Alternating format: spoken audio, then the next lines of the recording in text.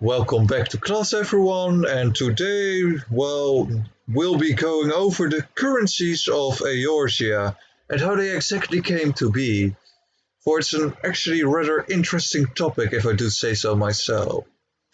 Now, of course, I have brought with me several types of wares and tools of the trade with me that will expand on my oral explanations with some visuals that are not behind the elegant screen behind us. Now, Kane is with us once more to help us illustrate this further, and she will be going up more about the history later on.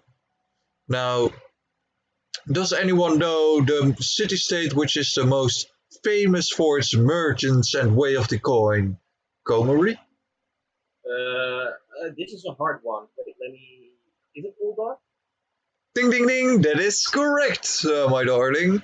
That is very good of you, very good indeed, because it's Oda. And I was kinda scared that some of you might not know it, and I would have been very saddened if that had been the case. Now, can you tell us a bit more about Oda, seeing as you come from there? Can I ask a little question first? Yes, of course. If we're going to talk about currencies of Eorzea, are we including the currencies that the peace tribes use around continents? No, for now we'll be going over just the common coinage, like the old ones and such. But that is a very interesting topic you bring up, and I will do some research about it and go over it at a later date. We could perhaps do an excursion with that. Very well. Sounds like a good plan to me. Now then, if you look behind me on the screen, you'll see the old Ul'dah as we knew it during the Seventh Umbral era, just before the Calamity struck. But it of course changed much over the date, and well, we all know that the Ul'dah is the city-state of power and merchantry. Power as in money, they know their way of the coin, and well, how to put this? They earn their money just not through only speechcraft and merchantry, but also through gladiatorial pits, which you can see behind me right now. This is how one member of the syndicate actually got to that point with his coin. The Bull of Alamigo is his name, though some people might know him by his real name, of course. Does anyone know his name? Me. Comrie? It is formal General Roban Aldin. That is correct. And Peterche, do you know his child's name? I do not. Kane, can you tell him what his child's name is? That would be the new flame pin. Indeed. Now then, the city-state of Eldad that was born out of merchants and where many people go to become rich has, how to put it, organization that rules alongside the Sultana, or sometimes even against her. They are known as the Syndicate, and while I cannot detail their identities in public right now, you can see the shadowy figures behind me. Though while some of them are bad, a lot of them are actually in favor of the Sultana. And one very outspoken one is, of course, Hildebrand or the Menderville family.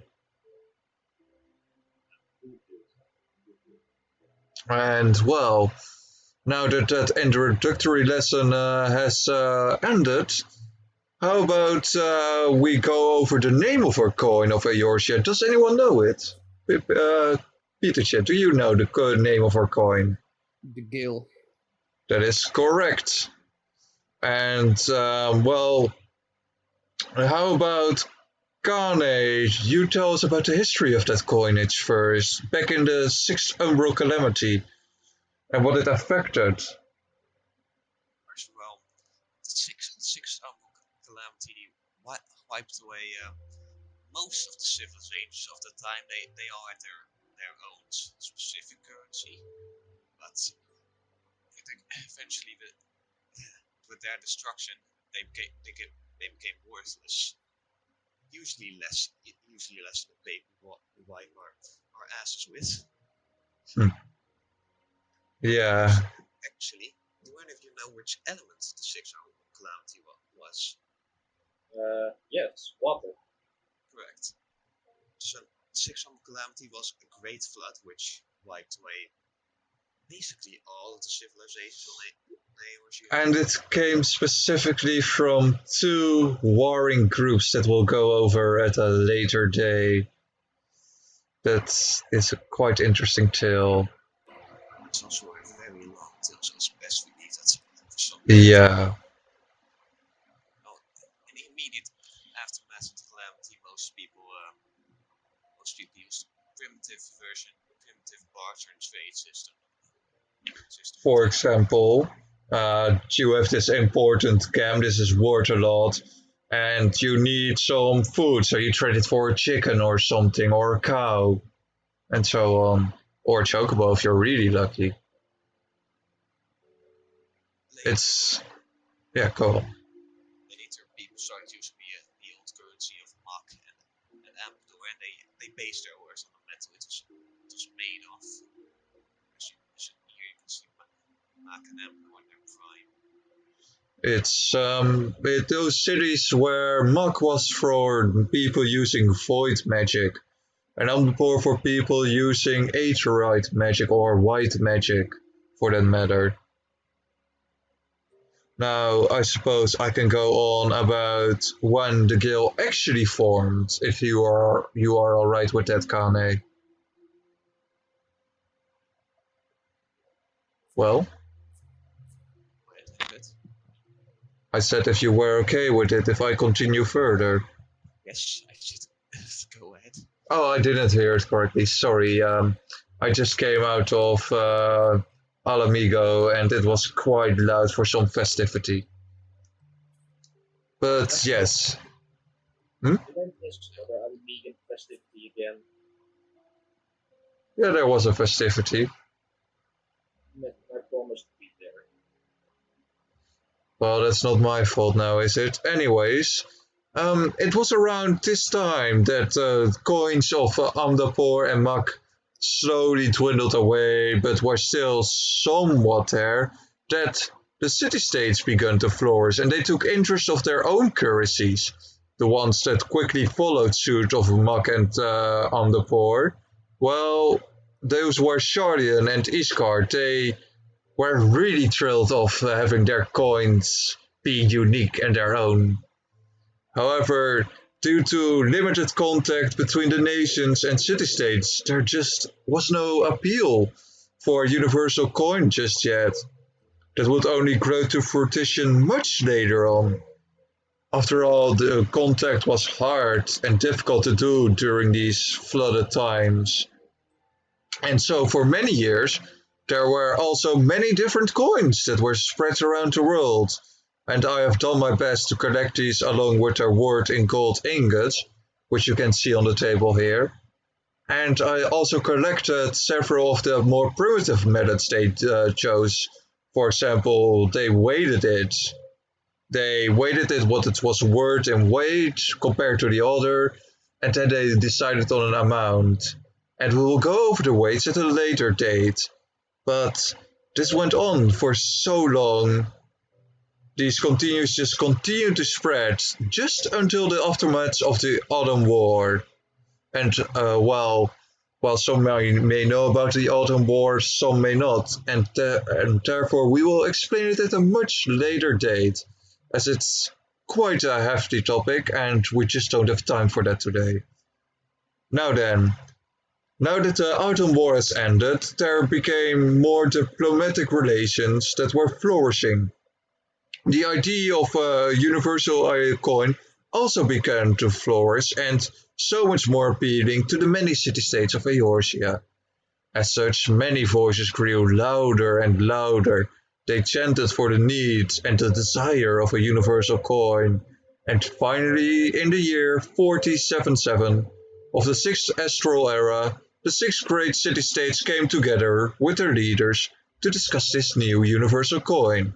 Behind me you can see a picture of these great six leaders together with their crests.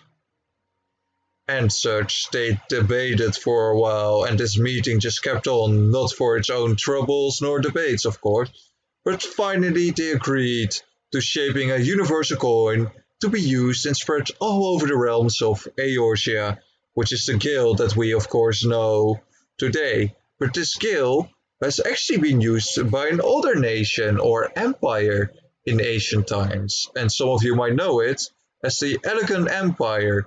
This guild was as such reinstituted as the universal and standard currency for all of Eorzea. Now then, Kane, can you go over the design of the guild and other coinage, how they used to look throughout the ages? Well, back when the city-states had their own coins, most of the images depicted on it were famous figures, legendary heroes, religious imagery, just things from their own culture. But when you go to the guild, that's of course a universal coin. People didn't want it to be too biased towards one city-state's culture, so a group of experts came together and decided that the images should be as neutral as possible. For example, on the 100 guild coin, we have Lamia. Lamia the spinner as one of the deities that is followed by all of Eorzea, of course. But there's only one exception. Which is found on the commemorative one guild coin that is issued for Foundation Day. These coins have the faces of the leaders of the city-states on them. And well, as you can see behind the screen, you saw several coinage designs and then the 100 gil, of course, and we ended with the Foundation 1 gil coins. But that does it for today on this lesson of coinage. Are there still questions, perhaps? Yes, I have one. Oh, what is it? It is known that the six main city-states indeed use the gil as their main currency, as we've all been to Kugane and they use gil there as well, as same for Nova. Well, not exactly. That is, it's actually a currency exchange that we use there. Oh, is it yet unknown to us what currency they actually use? Well, I suppose we would have to go on about that when we go talk about Kugane now, do we? Because Yes. that is an actually rather interesting topic. But the I'm Orthodox afraid... city-state- The Orthodox city-states weren't my real question. I was actually wondering in Garlemald, what kind of currency do they use there? Do they even use money there? Well, they do use money and they do have their own currency as far as I'm aware. Seeing as they are not part of the six great city-states, you really have to understand that the guild is only in Eorzea. It's of Eorzea. It's of the people. It's why we have on Foundation Day only the six great leaders on the 1 guild coins. It's guild. It's not something that we in the Azimsteppe actually use or in Kugane. It's different. You have to understand, this is a continent that is separated from the Far East or Odert and Ilsebard and so on. Not completely, no, I kind of understand. But I suppose we'll find out when we get there. Well, of course, after all, well, I wouldn't go there right now if I were you, but soon enough. Now, are there any other questions? Nope, not really. Well, Pretty much Petertje, I would suggest you take a good bed as you seem to be quite sickened. You don't have to Yeah. be for the next lesson if that feels better for you. And with That's that, I would like to end today's lesson. Class